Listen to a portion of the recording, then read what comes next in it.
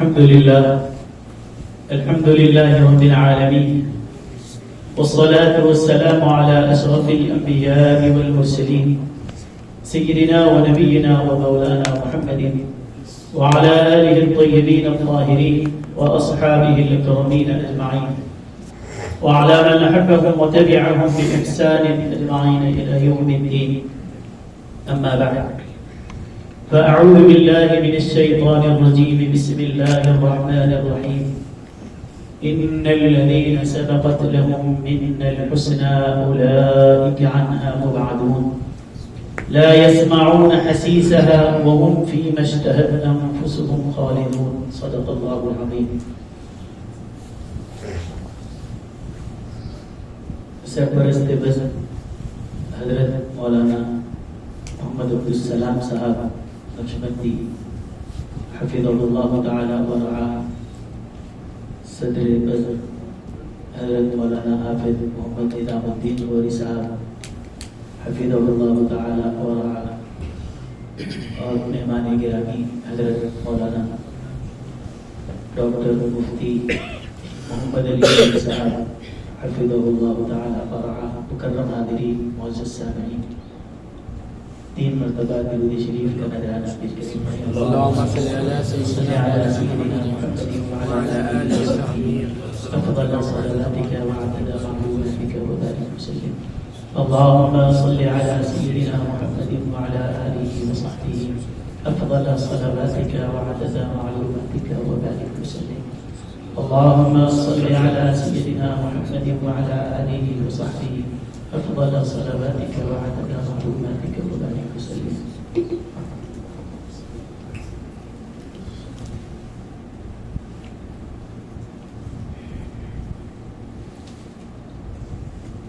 آپ حضرات نے ابھی مولانا سے مفصل خطاب سماعت کیا، اور اہل سنت والجماعت کا ابتدائی سے یہ موقف رہا، بلکہ ہماری یہ پہچان رہی ہے کہ ہم حضور صلی اللہ علیہ وسلم کے صحابہ کے بھی وفادار ہیں، آپ کے اہل بیت کے بھی غلام ہیں. یہی ہماری پہچان ہے، یہی ہماری علامت ہے. جس کسی سے ہماری نسبت ہے، ہم احترام کرتے ہیں، تو وہ ہے رسول اللہ صلی اللہ علیہ وسلم سے تعلق کی بنیاد پر. ابھی حالات جو چل رہے ہیں، مولانا اس کے اوپر توجہ ڈال رہے تھے، اور آپ کو بھی بھرپور اس کا اندازہ ہوگا. میں آپ تمام حضرات سے یہ خواہش کروں گا، جو لوگ یہاں موجود ہیں اور جو لوگ انٹرنیٹ کے ذریعے اس کو سنیں گے، ہم یہ ساری چیزوں میں پڑھنا ہمارا کام نہیں ہے. دشمن یہ چاہتا ہے کہ ہم کو ادھر ادھر کی باتوں میں الجھائے اور اپنے مقصد سے ہٹا دے.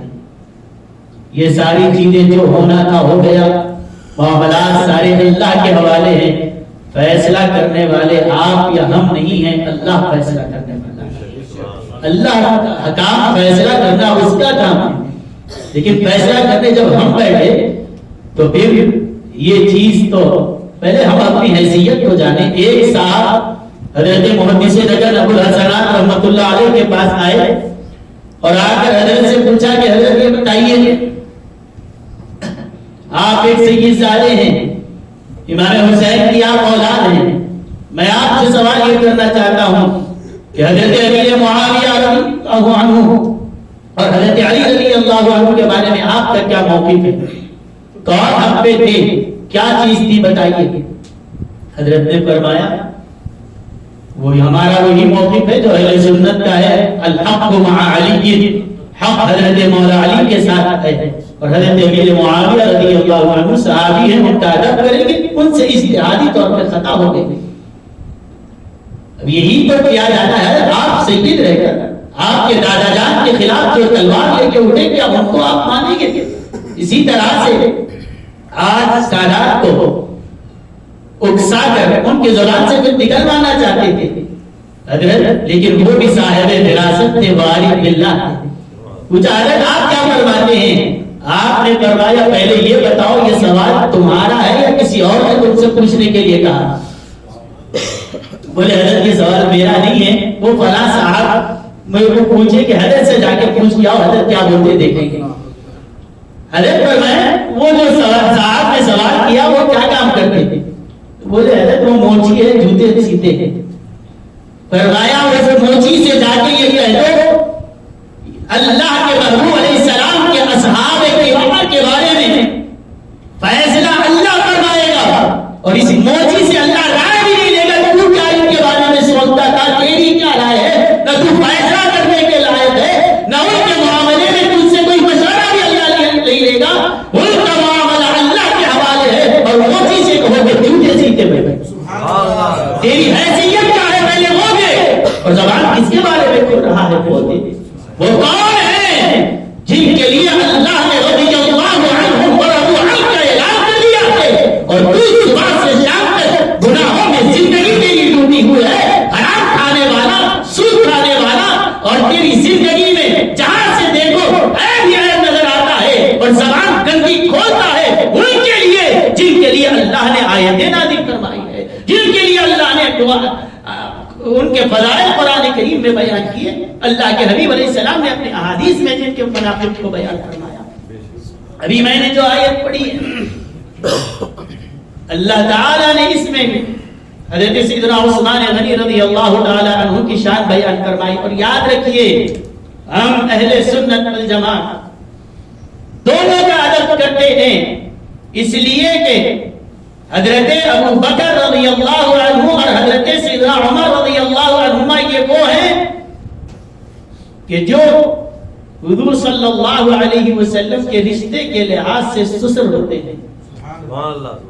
حضرت عثمان اور حضرت مولا علی وہ ہیں کہ رشتے کے لحاظ سے حضور علیہ السلام کے یہ دونوں داماد ہیں، اور اہل سنت کہتے ہی اس کو ہیں جو دونوں ان دونوں شیخین سے بھی محبت رکھے اور ان ختنین سے بھی محبت رکھے، کہ اسی لیے ہم کہتے ہیں ہم ان کے بھی ادب کرتے ہیں کہ جن کی بیٹیاں نبی کے گھر میں آئی ہے، اور ان کا بھی ادب کرتے ہیں جن کے گھر میں خود نبی کی بیٹیاں گئی، دونوں سے بھی ہمارا تعلق ہے۔ تو آج جن دو ہستیوں کو آپ نے اپنے جلسے کا موضوع بنایا ہے، حضرت سیدنا مولا علی رضی اللہ عنہ کے بارے میں آپ نے مولانا سے سنا، اور مولا علی رضی اللہ عنہ ہی کی زبان سے حضرت عثمان غنی رضی اللہ عنہ کی کیا عظمت ہے میں آپ کو وہ سناتا ہوں۔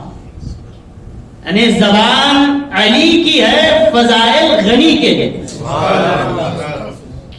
اللہ سب سے پہلے اللہ تعالیٰ نے ارشاد فرمایا سورۃ الانبیاء کی 101 اور 102 آیت میں نے آپ کے سامنے پڑھی۔ اللہ تعالیٰ فرماتا ہے ان الذین سبقت لهم منا الحسنى، بے شک وہ لوگ جن کے لیے ہماری طرف سے اچھائی اور بھلائی مقدر کر دی گئی، فیصلے کر دیے گئے، یعنی اللہ فرماتا ہے ہم نے ان کے لیے بھلائی اور اچھائی کا فیصلہ کر دیا، اور یہ وہ لوگ ہیں، زبان نہ کھولنا، اولئک عنہا مبعدون، یہ لوگ جہنم سے دور رہنے والے ہیں، جہنم کے قریب بھی نہیں جانا، داخل ہونا تو دور کی بات ہے، جہنم سے اللہ نے ان کو دور رکھا، اور کتنا دور رکھا، کتنا دور رکھا؟ فرمایا جواب اس کا کیا ہے؟ خود اللہ خود جواب دے رہا ہے، یہ جہنم سے دور ہے تو کتنی دور ہے؟ لا يسمعون حسیسها، وہ جنت سے ایسے دور ہے کہ جہنم سے اتنے دور ہے، جنت میں ایسے ہیں کہ وہ حقدار ہیں، جہنم سے اتنے دور ہے کہ جہنم کا شور، وہاں کی آہٹ بھی ان کو سنائی نہیں دیتی، اور جہنم کی جو آہٹ ہے، وہاں کی جو شعلے بھڑکتے ہیں، اس کی آواز 40 اور گز تک، یا پھر احادیث میں الگ الگ ذکر آیا 40 سال کی مسافت تک کا اس کی آواز وہاں تک جاتی ہے، اور اللہ تعالیٰ فرماتا ہے یہ جہنم سے ایسے دور ہیں کہ جہنم کے شعلے کی آہٹ کی آواز بھی کو آنے نہیں دوں گا، ایسے میں ان کو حفاظت کے ساتھ رکھتا ہوں۔ اولئک عنہا مبعدون لا يسمعون حسیسها، وہ جہنم کی آہٹ بھی نہیں سنیں گے، وَهُمْ فِي مَا اشْتَهَتْ أَنفُسُهُمْ خَالِدُونَ، اور جہنم جہنم سے دور بھی ہیں، اور جنت میں ایسے ہیں کہ وہ جو چاہیں گے میں وہ جو چاہیں گے عطا کروں گا. اور جنت میں رہیں گے تو ٹیمپرری وقتیہ طور پر نہیں، فیہا خالدون، ہمیشہ ہمیشہ میں ان کو جنت میں رکھنے والا ہوں. یہ آیت میں تو کہہ دیا گیا. یہ سورہ انبیاء 17ویں پارے کی 101 102 آیت ہے. اب جب یہ آیت آئی، لوگوں نے اس کی تفسیر کے لیے کس کا رخ کریں، کہاں سے جا کے پوچھیں؟ ابھی آپ نے مولانا سے سنا کہ باب العلم حضرت مولا علی رضی اللہ عنہ ہے. وہ ابھی سنا کہ وہ کون ہے؟ وہ ناطق قرآن ہے، وہ باب العلم ہے، قرآن کے ساتھ وہ ہے، وہ قرآن کے ساتھ ہے. لوگ گئے اور پوچھا، اے علی آپ یہ بتائیں کہ یہ کون ہے جس کے بارے میں اللہ نے کہا کہ یہ جنتی ہے، یہ جہنم سے میں نے اس کو دور رکھ دیا. دل کی تقدیر کے بارے میں ہم نے خیر اور بھلائی کو لکھ لیا ہے، یہ جہنم کے قریب بھی نہیں جائیں گے، یہ جنت میں ہمیشہ رہیں گے. یہ کون ہے؟ حضرت علی رضی اللہ عنہ فرماتے ہیں، سنو اس آیت میں جو اللہ نے شان بیان کی ہے. امام طبری نے لکھا، حضرت علی نے فرمایا یہ حضرت عثمان بن عفان رضی اللہ عنہ، یہ شان حضرت عثمان بن عفان رضی اللہ عنہ کی.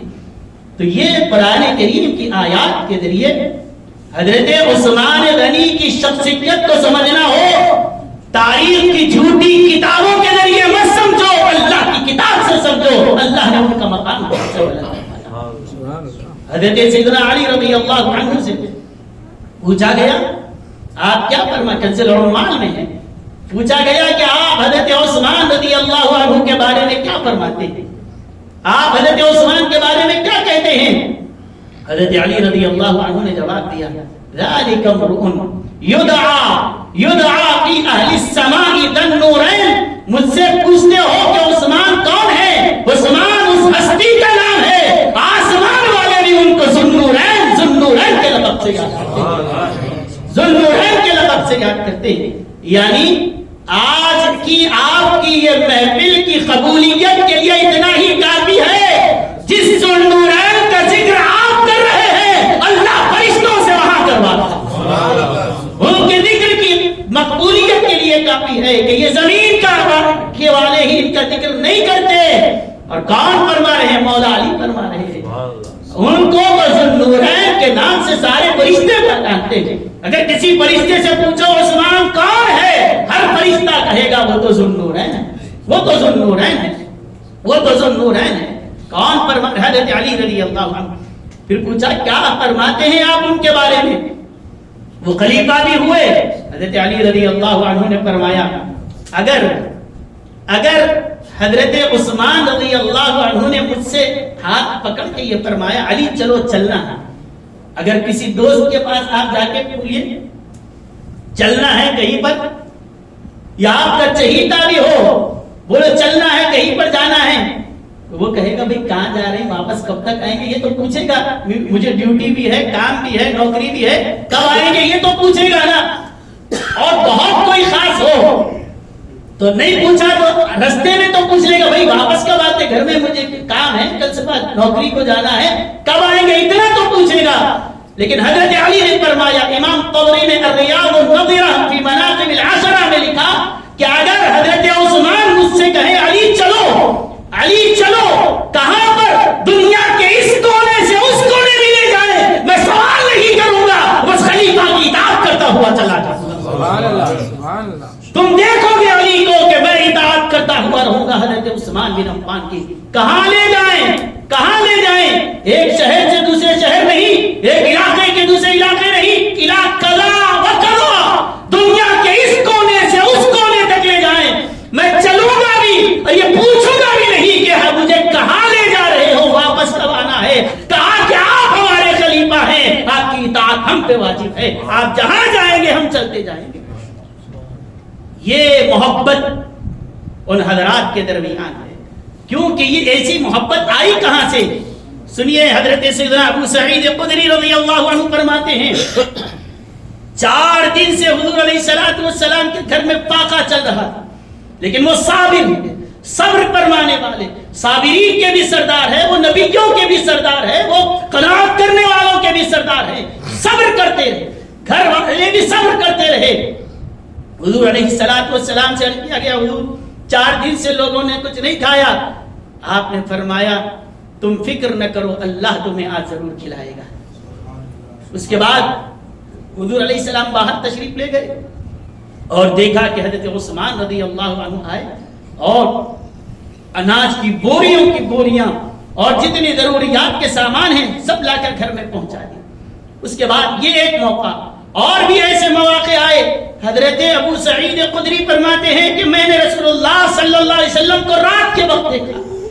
آپ بیٹھے ہیں, ہاتھ دونوں اٹھائے ہوئے ہیں, دونوں ہاتھ آسمان کی طرف اٹھائے ہوئے ہیں اور ایک ہی دعا ہے, اللہم انی رضیت عن عثمان فرض عنہ, اللہم انی رضیت عن عثمان فرض عنہ.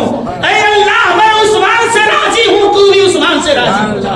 اے اللہ عثمان میرا پیارا ہے, تو بھی اس کو اپنا پیارا بنا لے. عثمان میرا چہیتا ہے, تو اس کو اپنا چہیتا بنا لے.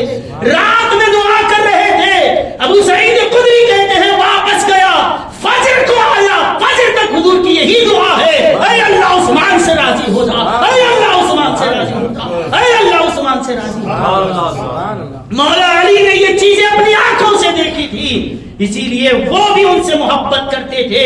اسی لیے جب ان کی جان پہ بلائی کسی اور لشکری کو, کسی اور سپاہی کو پہرا دینے نہیں ٹھہرایا, کہا یہ مصطفیٰ کا چہیتا ہے, حسن و حسین ان کے دربار میں پہرا دینے والے. اپنے شہزادوں کو وہاں ٹھہرایا کہ پہرا تم دو, کیونکہ وہ ہیں کہ رات رات بھر حضور علیہ السلام کو ہم نے دیکھا ہے. اے اللہ تو عثمان سے راضی ہو جا, اے اللہ تو عثمان سے راضی ہو جا. ام المؤمنین حضرت عائشہ صدیقہ رضی اللہ عنہ فرماتی ہیں کہ حضور علیہ الصلوۃ والسلام کا وصال کا وقت آیا, اخیر لمحات ہیں آپ کے, میں قریب گئی, میں نے حضور علیہ الصلوۃ والسلام کو یہ فرماتے ہوئے سنا ہے, میں کچھ گفتگو کرنا چاہتا ہوں, میرے دوستوں میں سے کسی کو بلاؤ, میرے چاہنے والوں میں سے بلاؤ, میں کسی سے بات کرنا چاہتا ہوں. حضرت عائشہ نے کہا کہ حضرت ابو بکر کو بلائیں, کہا اس وقت نہیں. کہا حضرت عمر کو بلائیں, کہا نہیں. پھر کیا حضرت علی کو بلائیں, کہا نہیں. پھر انہوں نے کہا کہ حضرت عثمان کو, کہا ہاں ہاں عثمان کو بلاؤ, عثمان کو بلاؤ. حضرت عثمان غنی جب آئے, حضور علیہ السلام نے فرمایا قریب آؤ, قریب گئے, کہا عثمان اور قریب آؤ, اور قریب آئے, یہاں تک کہ اپنا کان حضور علیہ السلام کے قریب کیا, کہا عثمان جو بول رہا ہوں ذرا غور سے سننا. کہا حضرت عثمان کے کان میں حضور کچھ فرما رہے ہیں اور حضرت عثمان کا چہرے کا رنگ بگڑتا جا رہا, بدلتا جا رہا, لیکن زبان خاموش ہے. بس حضور علیہ السلام کچھ کان میں فرما رہے ہیں, بس آپ سنتے جا رہے ہیں. چہرے کا رنگ بدل گیا, اس کے بعد واپس آ گئے. کسی میں ہمت نہیں تھی کہ پوچھے کہ کیا راز کی بات تھی جو آپ حضور علیہ السلام نے فرمایا. وقت گزر گیا, اللہ کے حبیب علیہ السلام دنیا سے تشریف لے گئے, اور جب وقت آیا 12 سال تک آپ نے خلافت کی. اس کے بعد جب آپ کو محاصرہ کیا گیا 49 دن تک, بعض روایتوں میں 40 دن کا ذکر ہے, 40 دن تک گھر کا محاصرہ کیا گیا. حضرت سیدنا علی رضی اللہ عنہ آئے, کہا کہ یہ بلوائی مصر سے جو آئے تھے اور ایک فتنہ تھا یہودیوں کا, وہ آ کر حضرت کا محاصرہ کر لیے. حضرت علی رضی اللہ عنہ نے فرمایا یہ لوگ ہمارے پاس آ کر دندناتے پھر رہے ہیں, ذرا سے آپ اجازت دو, اس کے بعد بتاتا ہوں کہ ذوالفقار حیدری میں کیا تھا. ذرا سا اجازت تو دو, صرف میری تلوار اس لیے رکی ہوئی ہے کہ ان کی زبانوں پہ کلمہ طیبہ جاری ہے. کلمہ, اپنے آپ کو کلمہ پڑھنے والے کہتے ہیں. اور اے خلیفہ, میں نے اپنی تلوار کو اس لیے روکا ہے کہ آپ خلیفۃ المسلمین ہیں اور آپ کا حکم ابھی جاری نہیں. ذرا اجازت تو دو, اس کے بعد بتاتا ہوں ان کا کیا ہوگا, کیا انجام ہوگا. حضرت عثمان نے فرمایا نہیں, اجازت نہیں ہے, ان کے اوپر تلوار نہ اٹھائی جائے. کہا کہ مسلمانوں کیا ہم کمزور ہیں کہ ہمارے ہی شہر میں آ کر باہر کے یہ لوگ ہمارے خلیفہ کا محاصرہ کریں گے اور ہم کیا ہاتھوں میں چوڑیاں پہن کے رہیں گے. اجازت دو, ابھی ان کا صفایا کر دوں گا.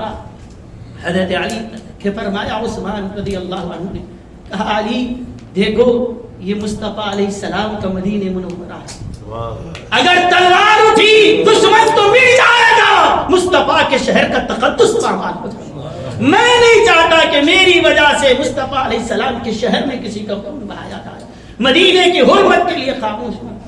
فرمایا کچھ تو فرمائے، کچھ تو راستہ نکالیں کہ ان کو کیسے نپٹنا ہے، میں دیکھ لوں گا، بس آپ اجازت دو۔ آپ نے فرمایا اب تک جو راز چھپایا تھا علی، آج وہ راز بیان کرتا ہوں۔ وصال سے پہلے حضور علیہ السلام نے مجھ سے فرمایا تھا عثمان تمہارا محاصرہ ہوگا، اللہ تم کو ایک خلافت کی خمیس پہنائے گا، لوگ اس کو چھیننا چاہیں گے، عثمان تم اتارنا نہیں، تم صبر کرنا۔ کہا کہ آپ اجازت دو میں ان کو مار دوں گا۔ فرمایا ان رسول اللہ صلی اللہ علیہ وسلم قد عہد الی عہدا فانا صابر علیہ، میں نے اپنے رسول سے وعدہ کیا ہے، میرے نبی نے فرمایا عثمان جب تمہارا محاصرہ ہو تو مدینے میں تمہیں گھیرا جائے گا تو ان پہ تلوار نہ اٹھانا۔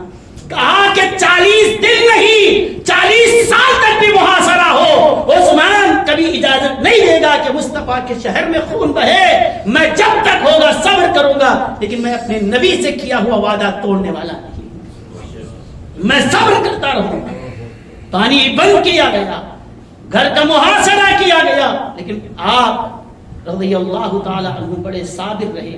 حضور علیہ السلام نے جو کچھ انہیں فرمایا تھا اس میں یہ بھی تھا، مستدرک للحاکم میں ہے، اللہ کے رسول علیہ السلام نے فرمایا تھا اے عثمان تقتل وانت تقرأ سورۃ البقرہ، اے عثمان جس وقت تمہیں شہید کیا جائے گا یاد رکھنا اس وقت تم غفلت کی حالت میں نہیں ہوگے، قرآن کی تلاوت کرتے رہو گے، اور قرآن میں بھی کیا ہوگا، سورہ بقرہ کی تم تلاوت کر رہے ہوگے، سورہ بقرہ کی تلاوت کر رہے ہوگے۔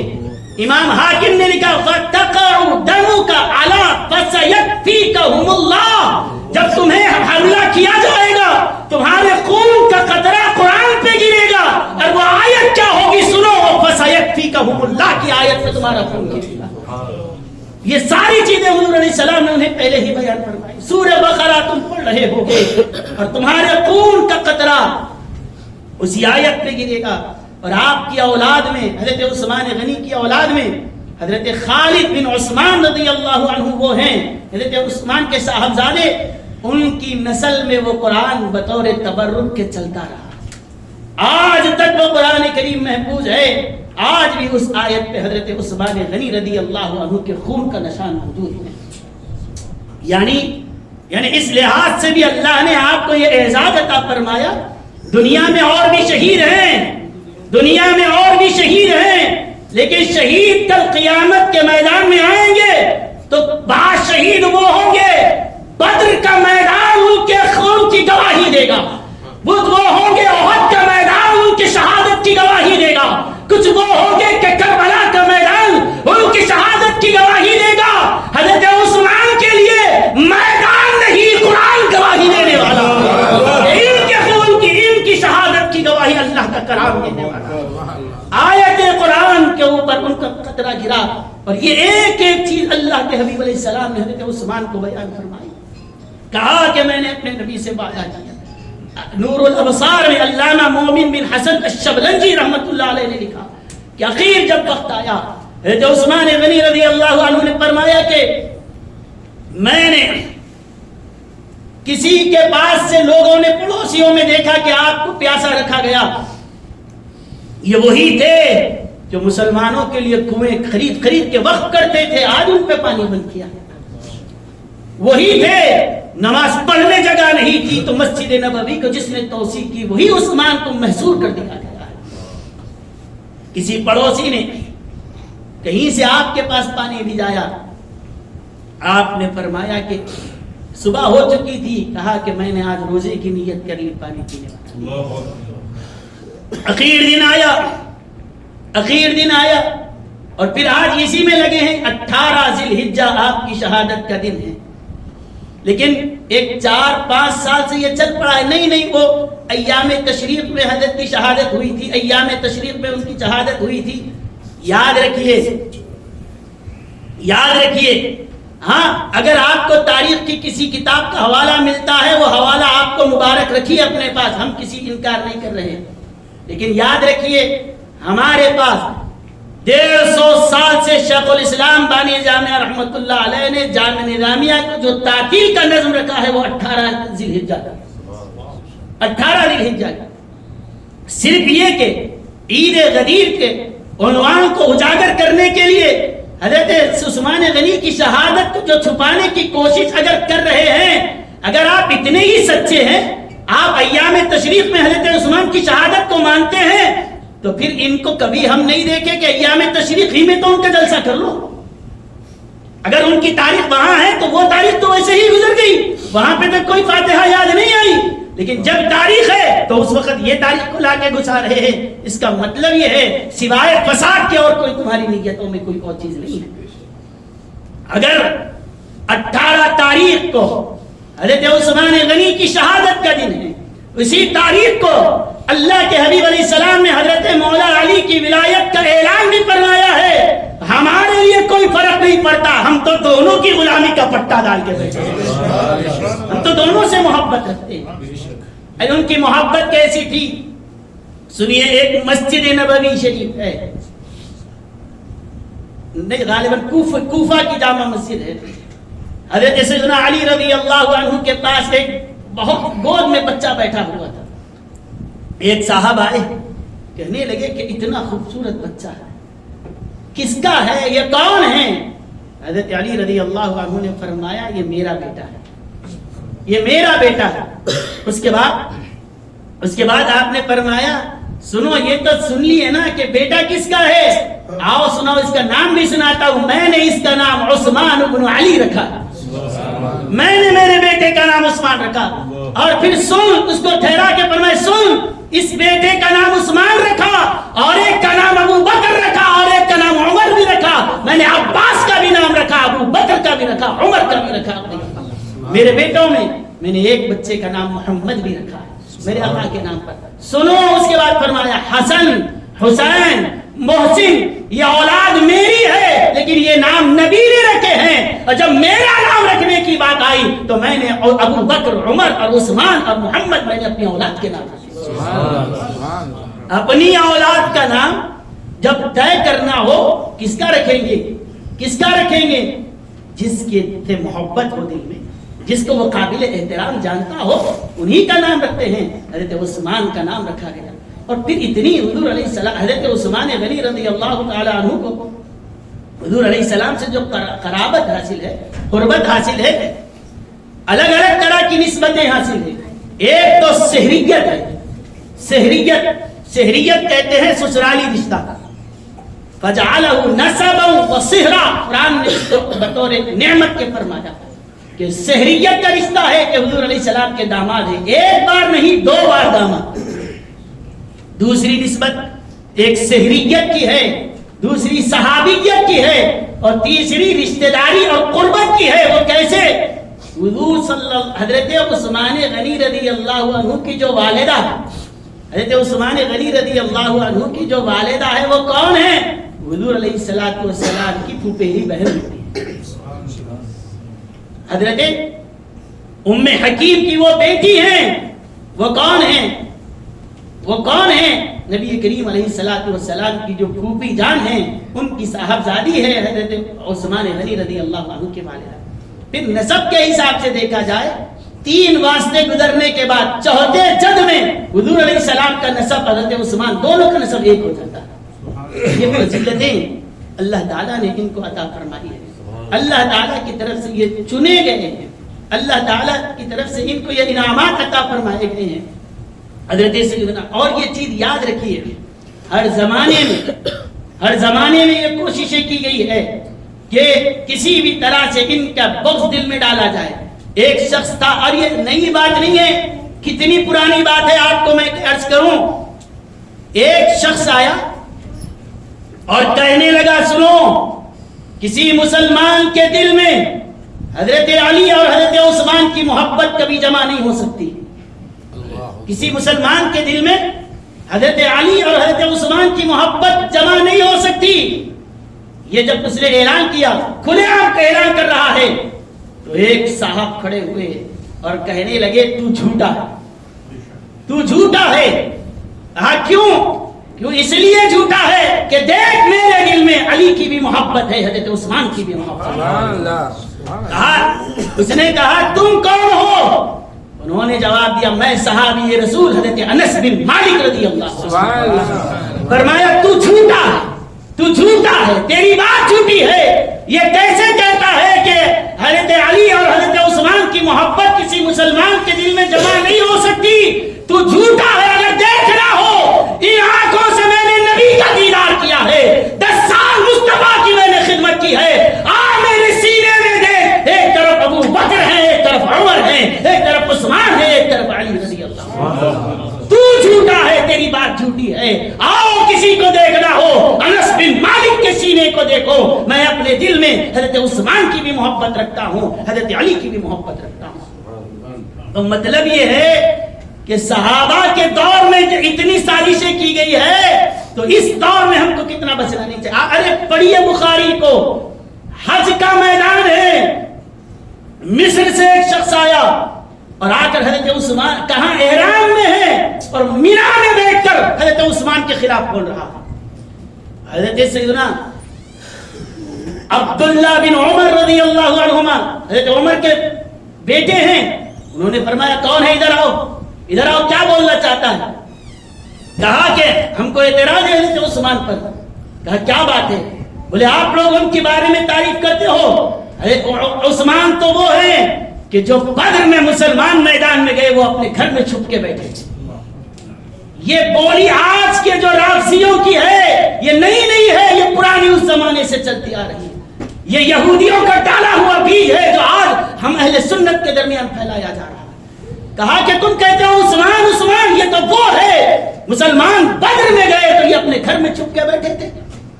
ٹھیک ہے، احد کا معرکہ ہوا، احد میں کہاں تھے حضرت عثمان؟ وہ احد میں بھی نہیں تھے، نہ بدر میں شریک، نہ احد میں شریک۔ اس کے بعد جب حدیبیہ ہوئی، بیعت رضوان میں سب موجود ہے، حضرت عثمان وہاں بھی نظر نہیں آتے۔ تم تعریفوں پہ تعریف کر رہے ہو، ہم تو یہ دیکھ رہے ہیں کہ جب بھی اسلام کو ضرورت پڑ رہی ہے عثمان غیر حاضر نظر، ہر جگہ غیر حاضر۔ کہاں ہو رہا ہے یہ ذکر؟ مینا میں احرام پہنا ہوا ہے مصری وہ شخص، اور حضرت عثمان کے خلاف بول رہا ہے۔ کیا کیا جائے؟ مصلحت ہے، اور لوگ کیا کہیں گے، کیا سمجھیں گے کہہ کر کہ اپنے عقیدوں کو دبایا جائے؟ نہیں، فضیلت جب مانتے ہیں تو کھل کے بولنا اور دفاع کرنا بھی ہماری ذمہ داری ہے۔ حضرت عبداللہ بن عمر نے سکھایا، بخاری میں ہے کہ حضرت عبداللہ بن عمر نے فرمایا آؤ تیرا علاج میں کرتا ہوں۔ سنا تیرا اعتراض کیا ہے؟ کیا اعتراض ہے؟ کہا بدر میں شریک نہیں تھے۔ سن، بدر میں شریک نہیں تھے یہ تو جان لیا، لیکن جب بھی بدریوں کا نام آتا ہے حضرت عثمان کا نام اس میں شامل ہے۔ اور بدر کے لوگوں میں جب غنیمت کا مال تقسیم کیا گیا اس میں بھی حضور علیہ السلام نے حضرت عثمان کو حصہ دیا۔ شریک نہیں تھے پھر بھی حصہ دیا۔ یہ معلوم نہیں تھے نہیں تھے نہیں تھے، لیکن یہ معلوم کر کیوں نہیں تھے؟ حضرت عثمان رضی اللہ عنہ بدر کے لیے جب قافلہ جا رہا تھا، اللہ کے حبیب علیہ السلام سے عرض کیا حضور یہ موقع ہے، مجھے بھی اجازت دیجیے، میں بھی آپ کے ساتھ چلنا چاہتا ہوں، شہادت کی تمنا دل میں ہے آقا، اسلام کے لیے میں مٹنے تیار ہوں آقا، مجھے اجازت دیجیے۔ اللہ کے حبیب علیہ السلام نے فرمایا عثمان یہ لوگوں کو میں ساتھ لے جا رہا ہوں، تم کو یہاں رکنا ہے۔ کہا حضور وجہ کیا ہے؟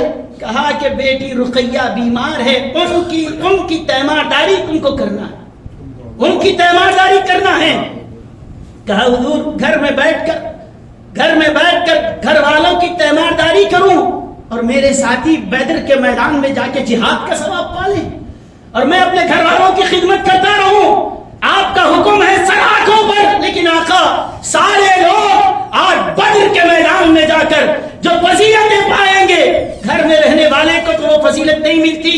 سنو، اللہ کے حبیب علیہ السلام نے فرمایا بدر کے میدان میں مجاہد کو جو ثواب ہے میری بیٹی کی خدمت کرنے پر اللہ بھی تمہیں وہ ثواب دے گا۔ حضرت رقیہ کی تیمارداری پر تمہیں وہی ثواب ہے جو بدر کے مجاہدین کو ملنے والا ہے۔ لیکن وہ کیا تھا؟ تو آپ بولیں گے کیا حضور علیہ السلام نعوذ باللہ اپنی بیٹی کی خاطر حضرت عثمان کو روک دیے, اگر یہ ذہن میں کیڑا آ رہا ہے تو نکالو, لیکن پردہ کب اٹھا؟ حضور علیہ السلام یہاں نکل رہے ہیں, یہ آزمائش کی گھڑیاں تھی, حضور علیہ السلام بدر ہی میں ہیں, اور یہاں پر حضرت بی بی رقیہ کا وصال ہو چکا ہے. اس وقت لوگوں کو سمجھ میں آیا کہ اللہ کے حبیب علیہ السلام جانتے ہیں کہ بیٹی کا وقت آ گیا ہے, بیٹی کے انتقال کا وقت آیا ہے, لیکن اپنے دین کی حفاظت کے لیے گھر والوں کو چھوڑا اور آگے چلے گئے. لیکن گھر والوں کا بھی حق تھا, کہا عثمان میری بیٹی کے جنازے میں میں نہیں رہوں گا, میرا جانشین عثمان یہاں پر. بعد میں پردہ اٹھا, حضرت بی بی رقیہ کا وصال ہوا. اس کے بعد کہا ہے مصر سے آنے والے سن, یہ تو جان لیا کہ بدر میں نہیں تھے, بدر میں نہیں تھے. کیوں نہیں تھے؟ اپنے سے نہیں رکے, مصطفیٰ کے رکانے سے رکے. اور جب نہیں رکے تو کیا ہوا کہ ثواب میں کمی آئی؟ نہیں, اہل بیت کی خدمت کرنے پر بھی وہی ثواب ملا جو میدان بدر میں جانے والوں کو. آج آپ پڑھو کسی بھی کتاب کو, اہل بدر کے جب نام آتے ہیں, حضرت عثمان شریک نہیں تھے لیکن بدریوں میں ان کا نام. کہا سمجھا کیا ہے؟ کہا پھر احد میں کیوں نہیں تھے؟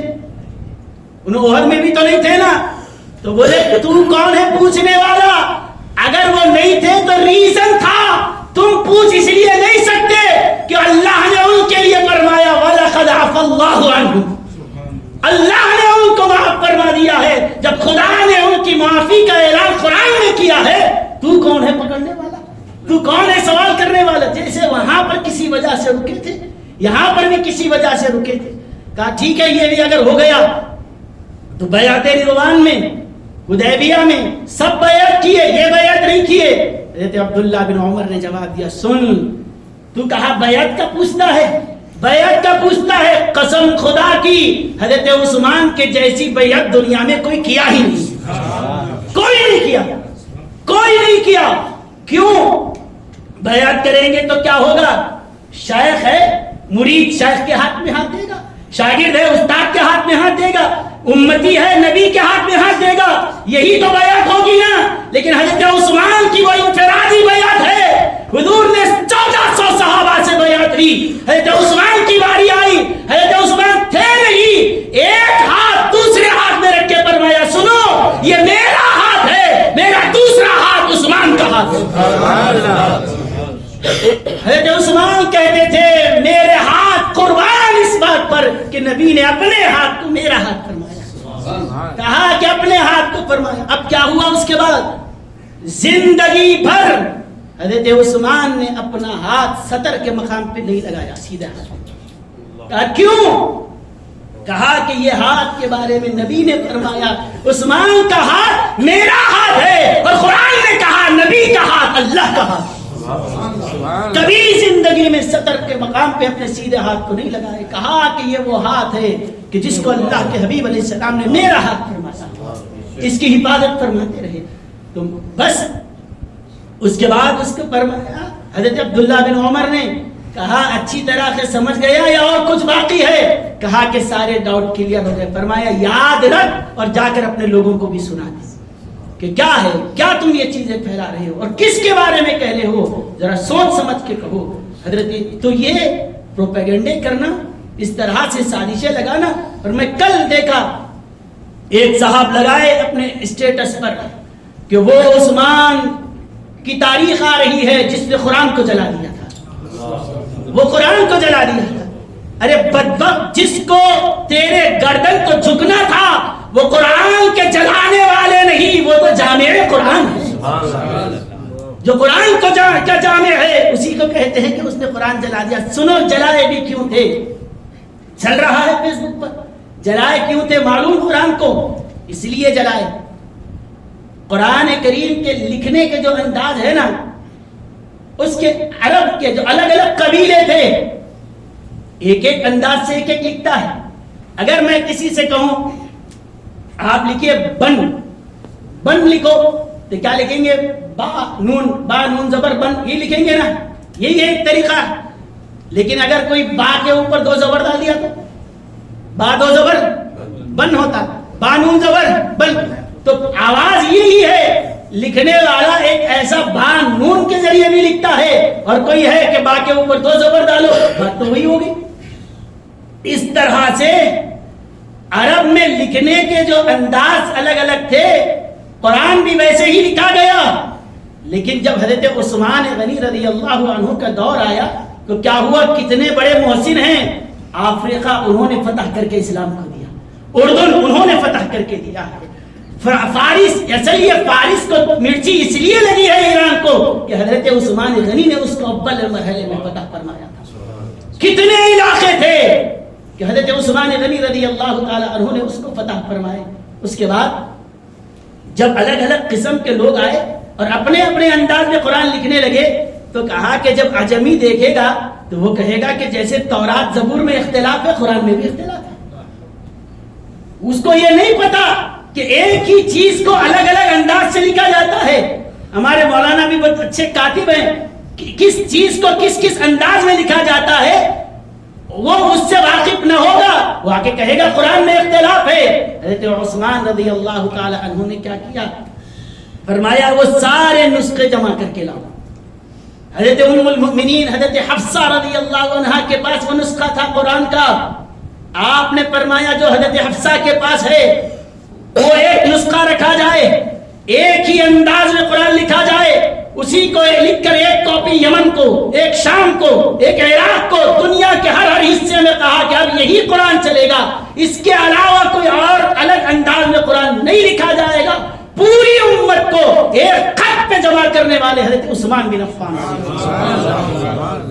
ایک خط پہ جمع کیا۔ اور کیسے لکھنے کے انداز ہے، جیسا کہ عام عربی کی چیزیں لکھیں گے تو انداز الگ ہوگا، قرآن کے لکھنے کے لیے یہ خط عثمانی میں لکھا گیا ہے، اس کا انداز الگ ہوگا۔ جیسا کہ آپ پہلی ہی چیز دیکھیے، بسم اللہ الرحمن الرحیم ہم لکھتے ہیں تو اللہ کے نام سے، اسم کہتے ہیں نام کو، لیکن جب ہم بسم اللہ لکھتے ہیں تو اس کا حمزہ غائب ہے۔ کبھی قرآن میں آپ دیکھیں کیا لکھنا چاہیے تھا، پہلے با آئے، اس کے بعد الف آئے، حمزہ آئے، اس کے بعد سین پھر میم، بھی اسمی ہونا چاہیے، لیکن قرآن میں ویسا نہیں ہے۔ قرآن کیسا لکھا جاتا ہے، با کے بعد سیدھا سین لکھ دیتے، الف کہاں گیا، اسم میں تو حمزہ ہونا وہ کہاں گیا، کہا کہ یہ خط عثمانی میں نہیں ہے، یہ خط عثمانی میں نہیں ہے۔ کیوں؟ حضور علیہ الصلوۃ والسلام نے ایسے ہی لکھایا تھا، کیوں کثرت استعمال کی وجہ سے حمزہ اس کا نکال دیا گیا۔ اور پھر حضور علیہ الصلوۃ والسلام نے فرمایا تھا، دیکھو جب بسم اللہ لکھو تو سین کے دندانوں کو خوب واضح کرو، اور وقبل الباء، با کو لکھو تو شارٹ پہ لکھنا، با ذرا طویل کر کے لکھو، اسی لیے با لکھنے کے بعد تھوڑی کشش لیتے ہیں، کشش لیتے ہیں۔ مصحف عثمانی میں بھی وہی ہے، کہا یہ کشش کیوں آئی، با اور سین کے درمیان تھوڑی لائن لمبی کھینچ دیتے، کہا کیوں کھینچی، کہا اس کا حمزہ لیے نا، بدلے میں یہ کشش دے دی جاتی، اس کے عوض میں آئی ہے، ویسے ہی لکھا جاتا۔ لیکن آپ بسم اللہ مجریہا میں بھی وہی حکم چلے گا، انہو من سلیمان و انہو بسم اللہ الرحمن الرحیم میں بھی ایسا لکھے گا، لیکن اس کے علاوہ جہاں پر اسم اللہ آیا ہے وہاں پر حمزہ کے ساتھ لکھیں گے، یہ لکھیں گے، باضابطہ ایک فن ہے۔ تو یہ احسان ہے حضرت عثمان غنی کا کہ یہ حضرت حفصہ کے پاس جو قرآن تھا اسی کے مطابق ایک خط پہ جمع کیا، اس کے علاوہ جو الگ الگ انداز سے لوگوں نے لکھ لیا تھا، کہا اس کو تلف کر دیا جائے، جلایا کہنے والوں سنو حقیقت کیا ہے، اس کو رکایا، ورنہ آج لوگ کہتے تھے کہ قرآن میں بھی اختلاف ہے، وہ وہاں ایسا لکھا ہے، یہاں ایسا لکھا ہے، یہ حضرت عثمان کی دور اندیشی اور فراست ہے۔ اب کوئی یہودی عیسائی قرآن کے بارے میں نہیں کہہ سکتا، عرب میں جو قرآن ہے عجم میں بھی وہی قرآن ہے، گاؤں میں جو قرآن ہے شہر میں بھی وہی قرآن ہے، یہ احسان حضرت عثمان بن عفان ہے۔ اور ایک آخری بات علمی ہے، آپ اس کو سن لیجیے، اسی پر گفتگو کا اختتام کر رہا ہوں،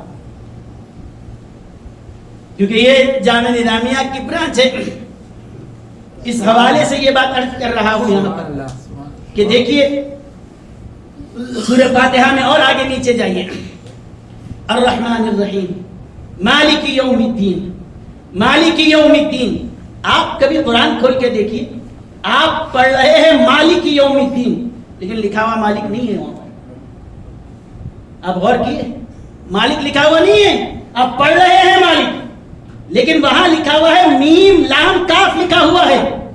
میم لام کاف ملک ہوتا یا مالک ہوتا؟ بولیے جی ملک ہوتا، لیکن آپ پڑھ رہے ہیں مالک. یہ حضرت عثمان نے لکھایا ایسے. کہا اس خط عثمانی کی خصوصیت کیا ہے سنیے، کہ حضرت ابو ہریرہ رضی اللہ عنہ اور دیگر قراء اور دیگر صحابہ سے جو روایت آئی ہے وہ قرآن کی یہی ہے مالک یوم الدین.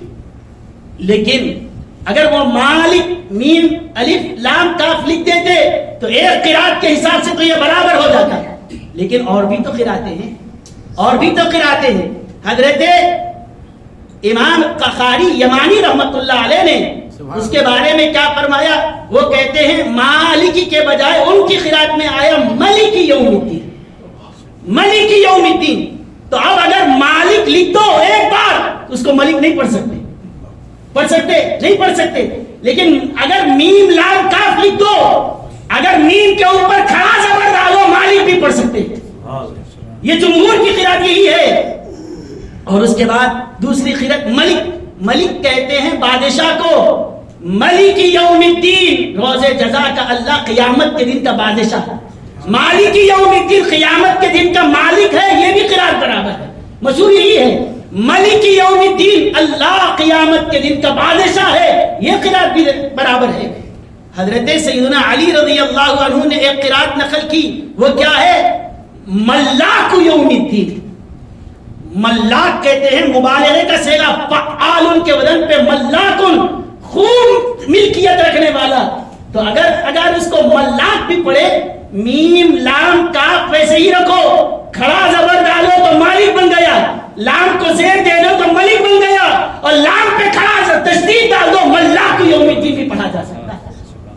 اس کے بعد ہمارے امام اعظم ابو حنیفہ رحمۃ اللہ علیہ سے ایک قرات آئی ہے، تابعی ہے ہمارے امام صاحب رحمۃ اللہ علیہ، انہوں نے قرات نقل کی کہ یہ فعل ماضی ہے ملک یوم الدین. یہ بھی قرات ہے، ملک کا فعل ماضی ہے ملک یوم الدین. کہا یہ پڑھنا چاہو، کہا خط عثمانی میں ایسا لکھا ہے مالک پڑھو یہ بھی درست ہے، ملاک پڑھو یہ بھی ہو سکتا ہے، ملک یوم الدین فعل ماضی سے بھی پڑھ سکتے. اور پھر اس کے بعد ایک قرات اور ایک یہ بھی ہے کہ ملیکن. ملیکن یا کے ساتھ کھینچ کے پڑھنا، کیسے جیسے قرآن میں آیا عند ملیک مقتدر، وہاں پر آیا نا 27 سے پارے میں دیکھیں عند ملیک مقتدر. تو یہ ملیک بھی پڑھ سکتے ہیں. کہا حضرت عثمان نے ایسا لکھایا کہ اس کو ملیک بھی پڑھا جا سکتا ہے. کیا کرنا؟ لام پہ زبر ڈالو ملک ہوگا، مام پہ زبر ڈالو ملکہ ہوگا، اور لام کے نیچے کھڑی زیر ڈالو ملیک یوم الدین بھی پڑھا جا سکتا ہے. ایک ہی انداز سے لکھا ہے، ساری قراتیں اس کو ملکہ بھی پڑھ سکتے، مالک بھی پڑھ سکتے، اور ملک بھی پڑھا جا سکتا، ملیکن بھی پڑھا جا سکتا ہے. اور کہا کہ یہ رسم عثمانی کا، خط عثمانی کی یہ اعجازی شان ہے. ایک انداز سے لکھ دیا، پڑھا جا رہا ہے پانچوں انداز سے. ہر قرات والے کو کہا وہی ہے، ہر ایک اپنے انداز سے پڑھتا جا رہا ہے. تو ایسے ہی میرے اب میں یہ بات عرض کر رہا ہوں، ہندوستان کو یہ اعزاز حاصل ہے، ہندوستان کو یہ اعزاز حاصل ہے کہ قرآن کریم میں بسم اللہ کی با سے لے کر والناس کی سین تک کس لفظ کو کیسا لکھا گیا اور کیوں لکھا گیا ہے، اس پر سب سے جامع ترین پوری دنیا میں اگر کسی نے کتاب لکھی ہے ہندوستان کے عالم نے لکھی. علامہ محمد غوث نائیتی رحمۃ اللہ علیہ مدراس کے رہنے والے ہیں، انہوں نے لکھی نثر المرجان فی نظم رسم القرآن کے نام سے. اتنی بڑی کتاب، میں نے خود وہاں جا کر اس کو دیکھا ہے، مخطوطہ ہے اتنا بڑا، لیکن وہ تو لکھ لیے اور لکھ کر چلے گئے، لیکن وہ الماریوں میں بند تھا. شیخ الاسلام بانی جامع نظامیہ کو جب اس کی اطلاع ملی، اتنی قیمتی کتاب ہندوستان کے عالم نے لکھی، حضرت ہی کے ہم زمانہ تھے، تھوڑا پہلے وہ تھے، ان کے بیٹے علامہ عبد الوہاب مدراسی مدار العمرہ بانی جامعہ کے معاصر تھے. کیا ہوا؟ حضرت نے فرمایا کہ اتنی عظیم کتاب وہاں لکھی گئی اور اب تک چھپی نہیں، الماریوں میں بند ہے. کہا لاؤ، منگا کر 7 جلدوں میں اشاعت العلوم جامع نظامیہ سے اس کو طبع فرمایا. سب سے پہلے اس کتاب کو دنیا نے دیکھا ہے تو مجلس اشاعت العلوم سے بانی جامعہ نے اس کو چھاپا، اور آج آپ فخر سے کہہ سکتے ہیں بانی جامعہ نے اس کو 7 منزلیں الگ الگ کر کے چھپایا. آج عرب میں یہاں پر ایک ایک جلد پر ایک ایک اسکالر نے پی ایچ ڈی کی. ہمارے جامع نظامیہ کے شیخ الحدیث علامہ خواجہ شریف صاحب رحمۃ اللہ علیہ، عرب کے علماء آتے تو وہ کتاب بتا کر کہتے یہ کتاب دنیا میں تنہا ہے، اس کے مقابل کی کوئی کتاب نہیں. اس کے عرب علماء اس پہ پی ایچ ڈی کر رہے ہیں. 7 لوگوں نے اس کے اوپر پی ایچ ڈی، ایک کتاب ہے، اور سب سے پہلے اس کتاب کو شیخ الاسلام رحمۃ اللہ علیہ نے دیا، آپ نے چھپا. لیکن دیکھو اخلاص سے جو کام کرتے ہیں نا، ان کی کوئی تعلق نہیں ہے. وہ وہاں مدراس کے رہنے والے، حضرت حیدرآباد کے رہنے والے، لیکن علم کی قدر تھی. بلایا اور کتاب منگا کے اپنے پاس سے چھاپا تو کیا ہوا؟ وہ لوگ اتنے متاثر ہوئے کہ اپنے پوترے کو جامع نظامیہ میں شریک کرایا، اور وہ پوترا عالم بنا، وہ داعی بنا کہ جس کو دنیا آج ڈاکٹر حمید اللہ کے نام سے جانتی ہے. وہ ڈاکٹر حمید اللہ کے پردادا ہیں. بانی جامعہ نے جو احسان کیا ان کے اخلاق سے متاثر ہو کر اپنے بچوں کو ڈالا. تو ڈاکٹر حمید اللہ کون؟ یہ جامعہ کے اس فرزند کا نام ہے کہ جس نے فرانس زبان میں قرآن کا ترجمہ کیا. آج سعودی عرب سے جو قرآن کا ترجمہ فرانس میں چھاپا جاتا ہے وہ ڈاکٹر حمید اللہ کا لکھا ہے. اب فی الوقت جو چھاپ رہے ہیں اس کو تبدیل کر دیا. لیکن حال تک جو قرآن یہاں پر حرم شریف میں بھی آپ کو فرانسی زبان کا ترجمہ جو دکھائی دیتا ہے وہ جامع نظامیہ کے فارغ نے کیا تھا. وہ کون تھے؟ یہ جو زیادہ کا ذکر کیا میں، یہ انہی کے نواز پوترے ہوتے. یہ وہ ہے فرانس میں رہ کر انہوں نے اسلام کی وہ خدمت کی کہ ہر دن 5 عیسائی ان کے ہاتھ میں مسلمان ہوتے. یہ حضرت شیخ الاسلام علیہ رحمت و رضوان کا فیض. تو وہ جو کتاب آج دنیا اس کو دیکھ رہی ہے، فائدہ اٹھا رہی ہے.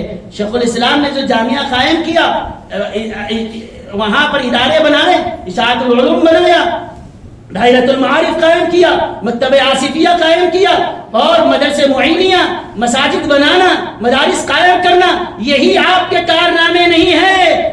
وہ دل اور وہ ظرف والا لا کے بتاؤ جو اپنے معاصرین کی کتابوں کو اپنے پیسوں سے چھاپتا.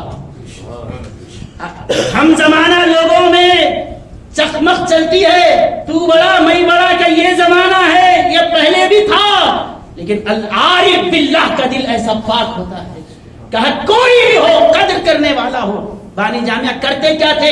اگر کوئی لکھنے والا ہو اس کو کہتے آپ کاروبار چھوڑ دو، نوکری چھوڑ دو، گھر میں بیٹھو. اب تک 2 گھنٹے اسلام کی خدمت کرتے تھے، 24 گھنٹے اسلام کی خدمت کرو، آپ کو وظیفہ ہم دیتے رہے. اس کو کہتے ہیں مجدد زمانہ، اس کو کہتے ہیں وقت کا نباس، اس کو کہتے ہیں شیخ الاسلام جو ہر جہت سے امت کی خدمت میں جاتے.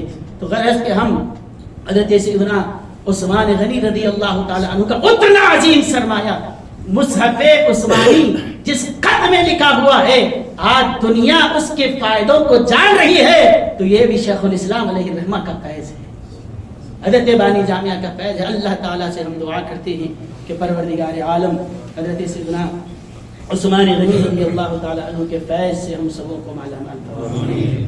سیدنا مولا علی رضی اللہ تعالی عنہ کے فیض سے ہم سبوں کو مالا مال فرمائے. ان کی علمی برکتوں سے ہمیں سرفرازی عطا فرمائے. پروردگار جتنے یہاں حاضرین ہیں اللہ سب کی دعاؤں کو قبول فرمائے. ہمارے تمام صغیرہ و کبیرہ گناہوں کو معاف فرمائے. اے اللہ جو پریشان حال ہیں ان کی پریشانیوں کو دور فرمائے. جو قرضوں میں ڈوبے ہیں اے اللہ غیب سے ان کی مدد فرمائے. اے اللہ ہمیں سنتوں پہ چلنے کی توفیق عطا فرمائے. اے اللہ ہماری زندگیوں کو اسلامی رنگ میں ڈھال دے. اے اللہ ہم میں جو بڑے چھوٹے یہاں سب حاضر ہیں، اے اللہ ہم تیرے دربار میں دستبد ہوا ہیں. پروردگار ہمارے اٹھنے سے پہلے ہمارے تمام گناہوں کو معاف فرما، تمام صغیرہ و کبیرہ گناہوں کو معاف فرما. جتنے ہمارے گناہ ہیں اے اللہ تمام گناہوں کو تو نیکیوں میں تبدیل فرما. جو کچھ اہتمام کیا گیا اپنے کرم سے اس کو قبول فرما.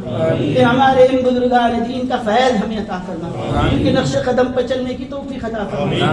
بد عقیدوں سے ہماری حفاظت فرما, برے افکار سے ہماری حفاظت فرما. اے اللہ ہم مرتے دم تک اہل سنت والجماعت کے طریقے پر قائم رکھنا. ہمارے بعد ہماری نسلوں کی بھی اے اللہ حفاظت فرما. پروردگار ہم دنیا میں رہے یا نہ رہے, ہماری اولاد ہماری نسلوں کو اے اللہ ہم آپ کے حوالے کر کے جا رہے ہیں. اے اللہ ان کے ایمان کی آپ حفاظت فرمائے. ہماری نسلوں میں کبھی بے دینی آنے نہ دینا, ہماری نسلوں میں کبھی بدعقیدگی کو آنے نہ دینا, ہماری اولاد میں کبھی بے حیائی کو آنے مت دینا. اے اللہ تو حفاظت فرما, اے اللہ تو حفاظت فرما. اے اللہ تو ہمیں نیکیوں کی توفیق عطا فرما, برائیوں سے بچنے کی طاقت عطا فرما. اے اللہ ہم سے وہ کام لے لے جس سے تو راضی ہو جائے. اے اللہ ہم سے وہ کام لے لے جس سے تو راضی ہو جائے. پروردگار یہاں جامع نظامیہ کی جو برانچ چل رہی ہے اللہ اس میں خوب ترقی عطا فرما. علم کی نہریں یہاں سے جاری فرما, خوب یہاں کے لوگوں کو فیض حاصل کرنے والا بنا, کام کرنے والوں کو صحت عافیت سلامتی سے دے. بری نظروں سے ہماری حفاظت, دشمنوں کی دشمنی سے بچا لے, حاسدین کے حسد سے بچا لے, ماکرین کے مکر سے بچا لے. اے اللہ ہمارے تمام مرحومین کی مغفرت فرما, ان کی قبروں کو نور سے منور فرما. اے اللہ ان کی قبروں کو نور سے منور فرما. اے اللہ تڑپنے پھڑکنے کی توفیق دے, دل مرتضی سوز صدیق دے, قوت عشق سے ہر پست کو بالا کر دے, دہر میں اس میں محمد سے اجالا کر دے. صلی اللہ تعالی وسلم علی خیر خلقہ سیدنا محمد وعلی آلہ وصحبہ اجمعین والحمد للہ رب العالمین.